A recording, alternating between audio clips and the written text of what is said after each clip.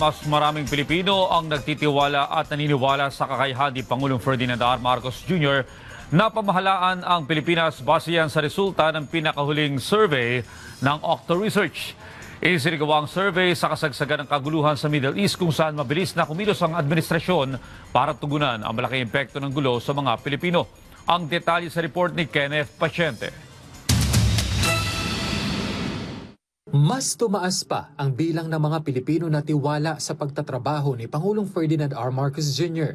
Batay yan sa tugon ng masa survey ng Octa Research kung saan lumabas na mula sa 48% noong last quarter ng 2025, tumaas ng 6% ang trust rating ng Pangulo. Tumaas din ang kumpiyansa ng nakararaming Pilipino sa presidente, kaya ang performance rating niya sa unang quarter ng taon tumaas ng 4%. Isinagawa ang survey mula March 19 hanggang 25 sa harap ng gulo sa Middle East.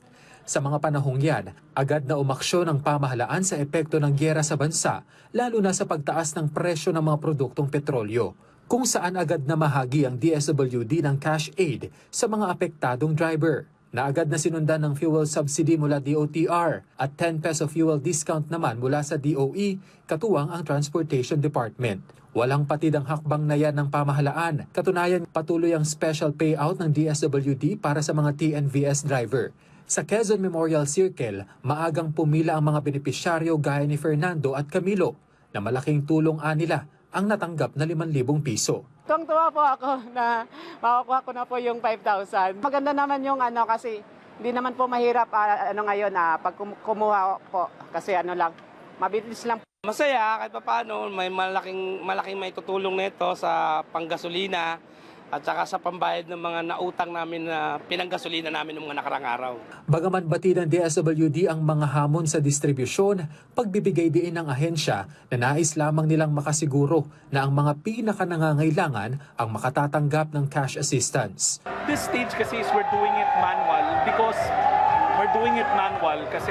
we want to make sure na physical, totoo yung driver na pinag-uusapan natin at driver talaga siya. Ayon sa DSWD, umabot na sa 1 milyong driver ang nabigyan ng cash aid na sa kabuuan ay nagkakahalaga ng 5 bilyong piso. Pinag-aaralan na rin sa ngayon ng ahensya ang paggamit ng e-wallet para sa mas maayos na distribusyon ng cash aid. Sa ngayon, pinaplano na rin ng DSWD ang pagpapalawig ng pamamahagi ng cash aid sa iba pang vulnerable sector. Nagpahatid na rin ng tulong ang ahensya sa pamilya ng isang motorcycle taxi driver na nasawi nitong weekend.